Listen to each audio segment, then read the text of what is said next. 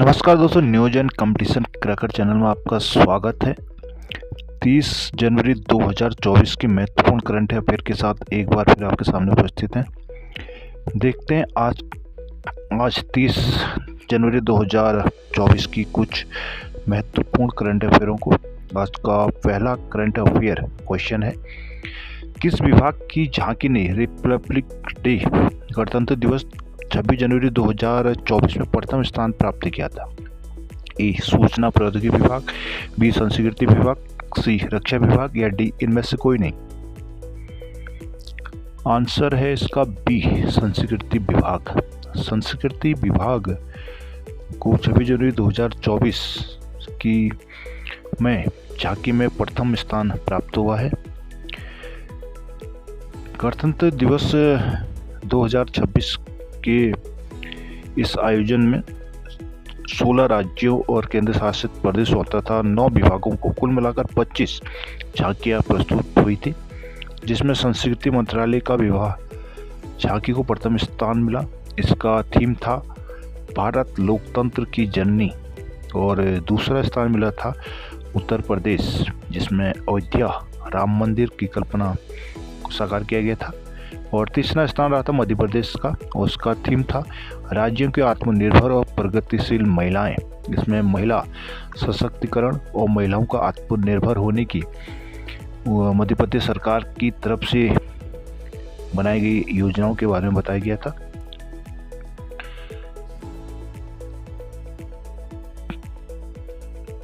संस्कृति विभाग द्वारा जो झांकी प्रस्तुत की गई थी, उसमें लोकतंत्र की जननी के रूप में भारत की सार को दर्शाया गया था। इससे आश्चर्यजनक प्रस्तुति ने न केवल दर्शकों को मंत्रमुग्ध कर दिया, बल्कि भारत की समृद्ध लोकतांत्रिक विरासत का भी प्रतीक परेड में पहला स्थान भी हासिल किया। विजेता झांकी भारत लोकतंत्र की जननी विषय पर आधारित थी, जो देश की लोकतांत्रिक मूल्यों और प्रथाओं को दीर्घकालिक परंपरा को प्रदर्शित करती है। झांकी में लोकतांत्रिक सिद्धांतों के पालन के रूप में सदियों से भारत की यात्रा पर प्रकाश डाला गया है, जो उसकी राजनीतिक प्रणाली की विविध और समावेशी प्रकृति को भी दर्शाता है।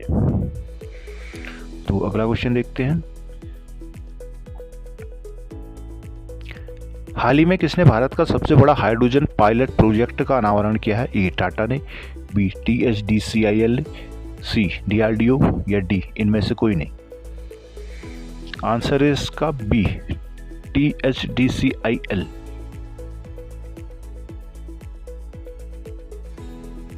THDC Tehri hydro development corporation India limited ने गणतंत्र दिवस पर भारत के सबसे बड़े हरित हाइड्रोजन पायलट प्रोजेक्ट का उद्घाटन किया था। 75वें गणतंत्र दिवस पर पावर सेक्टर के प्रमुख सार्वजनिक उपक्रम THDC इंडिया लिमिटेड ने ऋषिकेश में अपने कार्यालय परिसर में भारत के सबसे बड़े इलेक्ट्रोलाइजर एंड फ्यूल सेल आधारित ग्रीन हाइड्रोजन पायलट प्रोजेक्ट का अनावरण किया।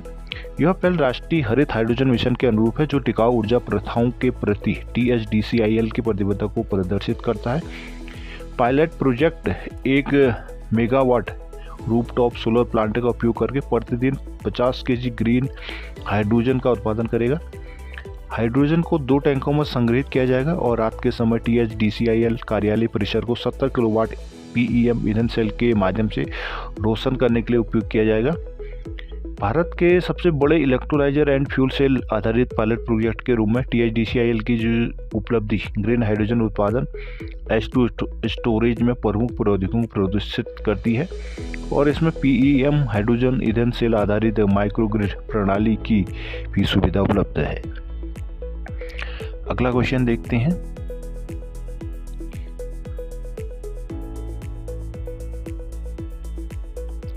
शेरिंग टोब्गे, जिन्होंने हाल ही में अपना दूसरा कार्यकाल शुरू किया है, किस देश के प्रधानमंत्री चुने गए हैं? ए दक्षिण अमेरिका के, बी भूटान के, सी जाम्बिया के या डी इनमें से कोई नहीं। आंसर है इसका भूटान, बी भूटान। भूटान के शेरिंग टोब्गे चौथे स्वतंत्र चुनाव के बाद प्रधानमंत्री के रूप में दूसरे कार्यकाल के लिए आसीन हुए हैं। पीपुल्स डेमोक्रेटिक पार्टी के ये उम्मीदवार हैं और भूटान के ये एक उदारवादी नेता भी माने जाते हैं। और भूटान की जो जनसंख्या वो लगभग 8 लाख के आसपास है और भूटान ने 15 वर्ष से ही लोकतंत्र को अपनाया है, हाल ही में अपनाया हुआ है और अपने अद्वितीय सकल राष्ट्रीय खुशी GNH खुशी सूचकांक के लिए प्रसिद्ध है, जो मनोरंजन और भावनात्मक कल्याण जैसे कारकों को दर्शाता है। सेरिंग टोब्गे 58 वर्षीय हैं, जो अब अपना दूसरा गैर लगातार कार्यकाल पूरा कर रहे हैं। पहले 2013 से 2018 तक वो प्रधानमंत्री थे और 2008 में पहली बार स्वतंत्र बोर्ड में विपक्ष का नेतृत्व भी किया था उन्होंने। एक पूर्व नौकरशाह भूटान की बौद्ध संस्कृति के वकील कहे जाते हैं। उन्हें पुनर्जीवित करने का कार्य भूटान की बौद्ध संस्कृति को पुनर्जीवित करने का कार्य में उनका काफ़ी योगदान है। कोविड-19 के बाद $3 अरब के अर्थव्यवस्था और विदेशों में युवाओं के प्रवास करवाने में उनका अहम योगदान रहा है। अगला क्वेश्चन देखते हैं। हाल ही में जनजाति सशक्तिकरण के लिए LABHA लाभ नामक योजना शुरू करने की मंजूरी दी है। ए गुजरात सरकार ने, बी उड़ीसा सरकार ने, सी गोवा सरकार ने या डी इनमें से कोई नहीं।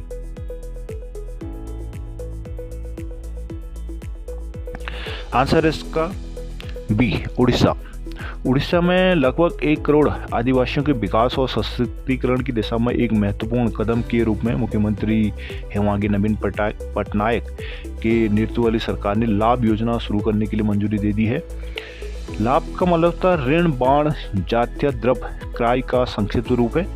लघु वन उपज MFP के 100% राज्य वित्त पोषित न्यूनतम समर्थक मूल्य, वहाँ के जो वन उपज हैं उसको वो राज्य द्वारा ही 100% उसका MSP लागू किया गया है। राज्य सरकार लघु वन उपज के प्रति वर्ष न्यूनतम समर्थन मूल्य निर्धारित करेगी और जनजाति प्राथमिक संग्रहकर्ता TDCOL उड़ीसा लिमिटेड के जनजाति सहकारी निगम लिमिटेड द्वारा खरीद प्रबंध केंद्रों के माध्यम से MSP पर लघु उपज बेची जाएंगी। वहाँ के जनजाति समुदाय द्वारा जो वहाँ की वन उपज है, लघु वन उपज है, उनको जनजाति प्राथमिक संग्रहकर्ता जो उड़ीसा लिमिटेड जनजाति विकास सहकारी निगम है उसके द्वारा उसको संग्रह वहाँ के जनजातियों द्वारा उनसे खरीद कर अपनी खरीद केंद्रों के माध्यम से उनको बेचा जाएगा। अगला क्वेश्चन है, भारत ने 2024-25 चक्र के लिए किस स्थान को यूनेस्को विरासत सूची में शामिल करने के लिए नामांकित किया है? ए माजुली द्वीप, बी सलहेर का किला, सी मराठा सैन्य परिदृश्य या डी सिंधुदुर्ग। आंसर है इसका सी मराठा सैन्य परिदृश्य। भारत ने यूनेस्को की विश्व धरोहर सूची 2024-25 के लिए मराठा सैन्य परिदृश्य को नामांकित किया है। विश्व विरासत सूची में शामिल करने के लिए इसको जो 2024-25 का चक्र होगा उसमें मराठा सैन्य परिदृश्य को नामांकित करने के लिए इसका चयन किया है। भारत के मराठा सैन्य परिदृश्य में लगभग 12 घटक शामिल है, अर्थात 12 विरासतें शामिल है, जिसमें एक है सलहेर का किला, शिवनेरी का किला, लोहगढ़, खंडेरी किला, रायगढ़, राजगढ़, प्रतापगढ़, सुवर्णदुर्ग, पनहला किला, विजयदुर्ग, सिंधुदुर्ग और जिंजी किला शामिल है। 17वीं और 19वीं शताब्दी की ये संरचनाएं महाराष्ट्र और तमिलनाडु तक फैली हुई हैं, जो मराठा शासन की रणनीतिक सैन्य शक्ति का प्रदर्शन करते हैं। बात यूनेस्को की जाए तो यूनेस्को का स्थापना 16 नवंबर 1945 को की गई थी और भारत 1946 में ही इसमें शामिल हो गया था। भारत के लगभग 42 विश्व धरोहर स्थल यूनेस्को में भी शामिल है, जिसमें से 13 सांस्कृतिक है और 7 प्राकृतिक है और 2 मिश्रित है। अगला क्वेश्चन देखते हैं। 1 फरवरी 2024 को आने वाला कौन सा अंतरिम बजट होगा? ए 11वां, बी 15वां, सी 16वां या डी इनमें से कोई नहीं। आंसर है इसका बी 15वां। वित्त मंत्री श्रीमती निर्मला सीतारमण इस अवसर पर छठा बजट पेश करने के लिए तैयार है वो अपना छठा बजट पेश करेंगे। और 1 फरवरी 2024 को आने वाला जो बजट है ये 15वां अंतरिम बजट होगा। 2024 की शुरुआत में आसन लोकसभा चुनावों को देखते हुए अंतरिम बजट नई सरकार के सत्ता संभालने तक खर्चों को पूरा करने का काम होगा, अर्थात ये अगली सरकार से पहले के बीच का जो खर्च होगा उसके लिए अंतरिम बजट लाया जाता है। उसके बाद नई सरकार जो बनेगी वो अपना पूर्ण बजट लेके आएगी। भारत में बुनियादी ढांचा क्षेत्र के 2024 से 2029 तक लगभग 9.57% की चक्रवर्ती वार्षिक ब्याज दर CAGR हासिल करने का अनुमान है। और जो वित्त वर्ष 2023-24 के लिए सरकार ने 2023 के बजट में उर्वरक सब्सिडी के लिए जो 1.75 ट्रिलियन डॉलर रुपये आवंटित किए थे, जिनमें से 55% राशि अनुमानित शुरुआती 5 महीनों के लिए भीतर खर्च कर दी गई थी। अगला क्वेश्चन है, कौन सी वाहन निर्माता कंपनी 2003 में विश्व में सबसे ज़्यादा कार निर्माता के रूप में रही है? E Tata motor, B Toyota motors, C Volkswagen motor या D इनमें से कोई नहीं। आंसर है इसका B टोयोटा मोटर। प्रसिद्ध जापानी वाहन निर्माता टोयोटा ने 2023 में एक बार फिर दुनिया के सबसे ज़्यादा बिकने वाली कार निर्माता के रूप में अपना स्थान सुरक्षित कर लिया है। यह उपलब्धि वैश्विक ऑटोमोटिव बाजार में टोयोटा के निरंतर प्रभुत्व, नवाचार, गुणवत्ता और ग्राहक संतुष्टि के प्रति उनकी प्रतिबद्धता को रेखांकित करती है। टोयोटा की सफलता का एक प्रमुख कारण उसका हाइब्रिड और इलेक्ट्रिक वाहन टेक्नोलॉजी में उसका अग्रणी होना भी है। प्रियस जैसे पर्यावरण इन्वायरमेंटल ओरिएंटेड जो वाहन है उसकी हाइब्रिड मॉडलों की विस्तारित लाइनअप में कंपनी का जो निवेश कर रही है वो टिकाऊ और परिवहन समाधानों के प्रति उसकी प्रतिबद्धता को भी दर्शाता है। अगला क्वेश्चन देखते हैं,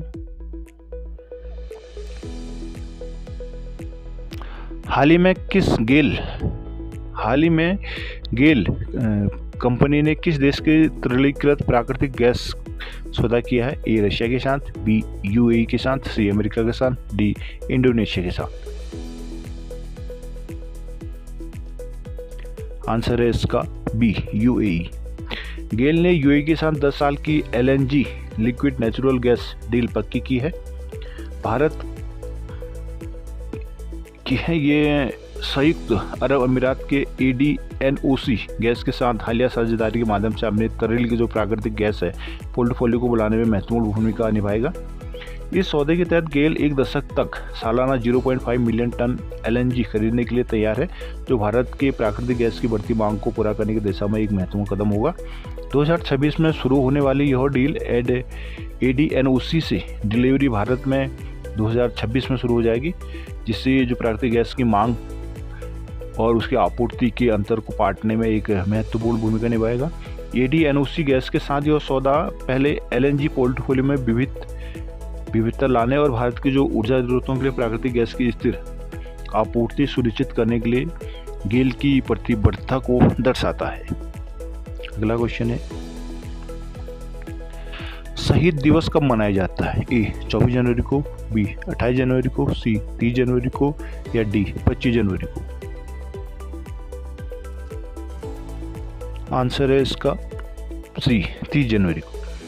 भारत प्रत्येक वर्ष 30 जनवरी को शहीद दिवस मनाता है, जिसे शहीद दिवस कहा जाता है। यह दिन दोहरा महत्व रखता है क्योंकि यह राष्ट्रपिता महात्मा गांधी की हत्या का प्रतीक भी है और उन सभी बहादुर आत्माओं को भी सम्मानित करने का काम करता है जिसने देश की स्वतंत्रता और संपूर्णता के लिए अपने जीवन का बलिदान दिया है। शहीद दिवस, जिसे महात्मा गांधी की पुण्यतिथि भी कहा जाता है, देश भर में विभिन्न गतिविधियों द्वारा मनाया जाता है। गांधी जी के स्मारकों और अन्य स्वतंत्रता सेनानियों की प्रतिमाओं पर प्रार्थना सभाएं, श्रद्धांजलि समारोह आयोजित किए जाते हैं। सरकारी अधिकारी, राजनीतिक नेता और नागरिक अपना सम्मान देने के लिए इन आयोजनों में भाग भी लेते हैं। अगला क्वेश्चन है, विश्व कुष्ठ रोग दिवस 2024 के इस वर्ष का थीम क्या है? ए कुष्ठ से दूर रहें, बी कुष्ठ रोग को हराएं, सी जानें कुष्ठ रोग के बारे में या डी इनमें से कुछ नहीं। आंसर है इसका कुष्ठ रोग को हराएं। विश्व कुष्ठ रोग दिवस हर साल जनवरी के आखिरी रविवार को मनाया जाता है। और कुष्ठ रोग के बारे में जागरूकता बढ़ाने के लिए समर्पित एक महत्वपूर्ण कार्यक्रम है जिसे हैंसेन रोग के रूप में भी जाना जाता है। कुष्ठ रोग को हैंसेन रोग के नाम से भी जाना जाता है। पहला विश्व कुष्ठ रोग दिवस 1954 में फ्रांसीसी पत्रकार राउले फुलेरो द्वारा स्थापित किया गया था। उन्होंने यह दिन महात्मा गांधी को श्रद्धांजलि देने के लिए चुना था, जिन्होंने कुछ कुष्ठ रोग से प्रभावित लोगों के प्रति दया और सहानुभूति दिखाई थी। विश्व कुष्ठ रोग दिवस के रूप में इस वर्ष की जो थीम है वो है कुष्ठ रोग को हराएं। इस बीमारी से जुड़े कलंक से निपटने और उसके उपचार के बारे में जागरूकता को बढ़ावा देने पर ध्यान केंद्रित किया गया है। इस दिन का उद्देश्य बीमारी के बारे में जागरूकता बढ़ाना और उपलब्ध उपचार विकल्पों पर प्रकाश डालना है। अगला क्वेश्चन देखते हैं। हाल ही में कतर देश ने किस देश के साथ ऊर्जा संबंधों को मजबूत करने के लिए 15 साल का गैस आपूर्ति के लिए समझौता किया है? ए भारत, बी पाकिस्तान, सी बांग्लादेश या डी जापान? आंसर है इसका सी बांग्लादेश। कतर ने ऊर्जा संबंधों को मजबूत करने के लिए बांग्लादेश के साथ 15 साल का गैस आपूर्ति समझौता किया है। ऊर्जा क्षेत्र में यह है कि बड़ी प्रगति में कतर एनर्जी और एक्सेलरेट एनर्जी ने बांग्लादेश को एलएनजी प्रदान करने के लक्ष्य के साथ एक महत्वपूर्ण 15 वर्षीय एलएनजी बिक्री और खरीद समझौता एसपीए को अंतिम रूप दिया है। एसपीए के तहत एक्सेलरेट कतर एनर्जी से प्रति 10 लाख टन एमटीपीए एलएनजी सुरक्षित करेगा। जनवरी 2026 से शुरू होने वाली यह डिलीवरी बांग्लादेश में प्लॉटिंग, स्टोरेज और रिगैसिफिकेशन इकाइयों को निर्देशित की जाएगी। समझौते में 2026 और 2027 में एक्सेलरेट द्वारा 0.85 एमटीपीए एलएनजी की खरीद शामिल है, जिसे 2028 से 2040 तक 1 एमटीए तक बढ़ाया जाएगा, जिससे बांग्लादेश की ऊर्जा जरूरतों के प्रति कतर की जो प्रतिबद्धता है वो मजबूत होगी। अगला क्वेश्चन देखते हैं। सोनम मास्कर ने विश्व के मिस्र के काहिरा में आयोजित महिला एयर राइफल में कौन सा पदक जीता? एक स्वर्ण, बी रजत, सी कांस्य या डी इनमें से कोई नहीं? आंसर है इसका बी रजत। सोनम मास्कर ने मिस्र के काहिरा में शूटिंग विश्व कप में उल्लेखनीय शुरुआत करते हुए महिलाओं के एयर राइफल में रजत पदक जीता है। उनके प्रभावशाली प्रदर्शन के बावजूद उन्हें जर्मनी की अन्ना जॉनसन ने मात्र 0.9 अंकों से हरा दिया। फाइनल में मास्कर के साथ नैन्सी मंडोत्रा शामिल हुई, जिन्होंने क्वालिफिकेशन राउंड के दौरान 633.1 स्कोर के साथ उत्कृष्ट फॉर्म दिखाया था। हालांकि मंडोत्रा विश्व कप में कड़े प्रदर्शन का प्रदर्शन करते हुए 0.2 अंकों के मामूली अंतर से पदक हासिल करने से चूक गई। राइजा ढिल्लो, अरीबा खान और गनीमत सेको ने महिलाओं के स्किट स्पर्धा में अपने कौशल का प्रदर्शन किया था और क्रमशः 68, 67 और 67 के स्कोर के साथ वो 70वें से 20वें स्थान पर स्थान हासिल कर पाई। अगला क्वेश्चन देखते हैं। एक समंदर मेरे अंदर नामक कविताओं का संग्रह किसकी रचना है? ए सोनिया आनंद, बी संजीव जोशी, सी नवनीत दुग्गल या डी इनमें से कोई नहीं?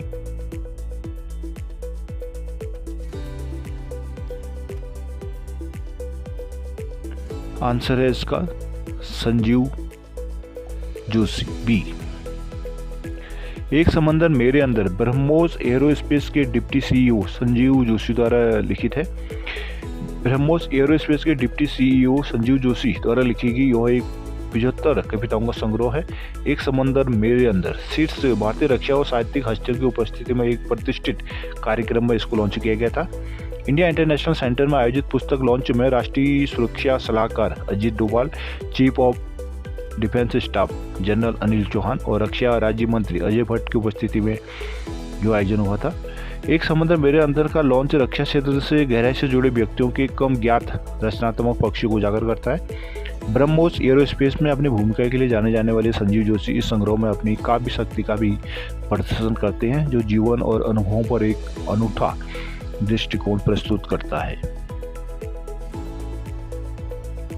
हाल ही में किसे इस वर्ष का पहला वुशु एथलीट का ताज पहनाया गया था? ए साजन लामा, बी नाओरिम रोसिबिना, सी पूजा कादियान या डी उपयुक्त सभी?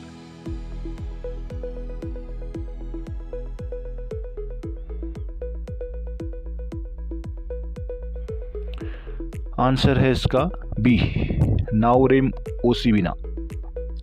नाओरेम ओसिबिना देवी को वर्ष की महिला वुशु एथलीट का ताज पहनाया गया है।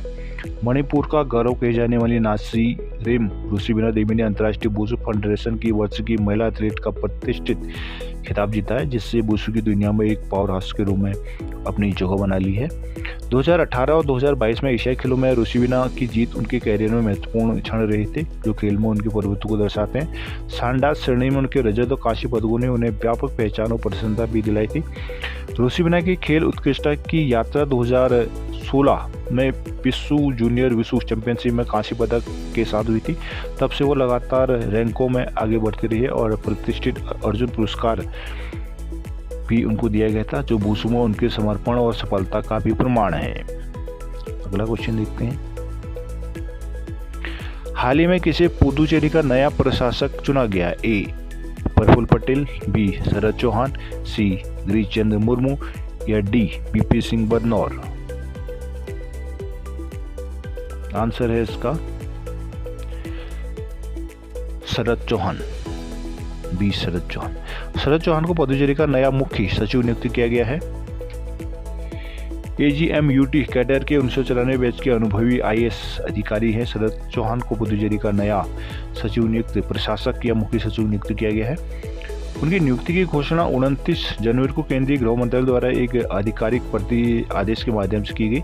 प्रशासन में व्यापक पृष्ठभूमि के साथ चौहान केंद्र शासित प्रदेश में नए दृष्टिकोण कुशल शासन लाने के लिए भी तैयार है। अरुणाचल प्रदेश में चौहान की पूर्व सेवा ने उन्हें प्रचुर प्रशासनिक अनुभव से सुसज्जित किया हुआ है, जो उन्हें पुडुचेरी में उनकी नई भूमिका के लिए उपयुक्त बनाता है। अरुणाचल प्रदेश में उनके कार्यकाल ने समूहों ने विविध प्रशासनिक चुनौतियों के प्रबंधन में अंतर्दृष्टि प्रदान की, जो पुडुचेरी के उनके नेतृत्व में महत्वपूर्ण योगदान एक अमूल्य सिद्धि साबित होगी। अगला क्वेश्चन देखते हैं। असम के मुख्यमंत्री हेमंत बिस्वा शर्मा द्वारा जारी असम का राजनीतिक इतिहास 1947-1971 के खंड 1 के लेखक कौन है? ए, इंदिरा गोस्वामी, बी, राजेंद्र सैकिया, सी, अनुराधा शर्मा पुजारी या डी, हरिवर विप्र।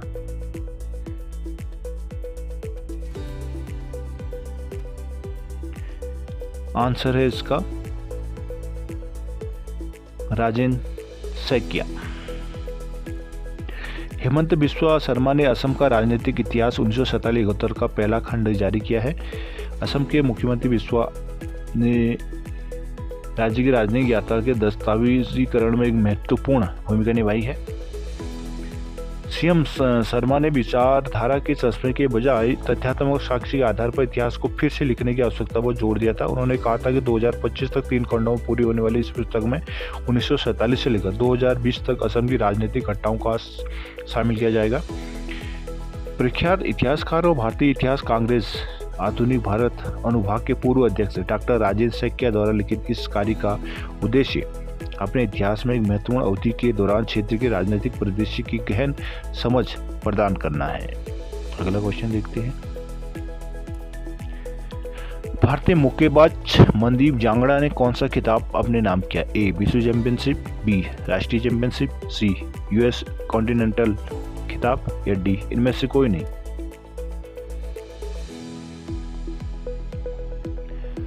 आंसर है इसका सी, US कॉन्टिनेंटल खिताब। भारतीय मुक्केबाज मनदीप जांगड़ा ने US कॉन्टिनेंटल खिताब हासिल किया है। भारतीय मुक्केबाज मनदीप जांगड़ा ने अमेरिका स्थित नेशनल बॉक्सिंग एसोसिएशन NBA की इंटरकॉन्टिनेंटल सुपर फेदरवेट चैंपियनशिप में उल्लेखनीय जीत हासिल की है। उनकी जीत वाशिंगटन के टॉप पेनिस सिटी में अमेरिकी गेराल्डो इक्वेसवेल के खिलाफ एक रोमांचक मुकाबले की बाद आई थी।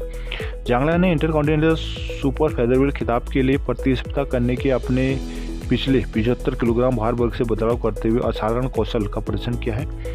पेशेवर क्षेत्र में कदम रखने से पहले कांगड़ा ने शौकिया